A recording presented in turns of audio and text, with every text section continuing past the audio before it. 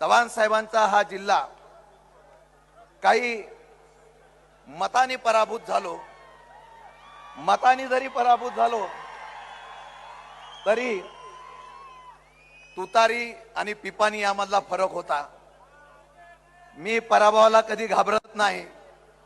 मी एवढ्याच आज आलेल्या लोकांना सांगणार आहे की ते म्हणत होते पवार साहेब आत्मृत आत्मा आहे। साहेबांचा हा जिल्हा काही मताने पराभूत झालो, मताने जरी पराभूत झालो तरी तुतारी आणि पिपाणी यामधला फरक होता।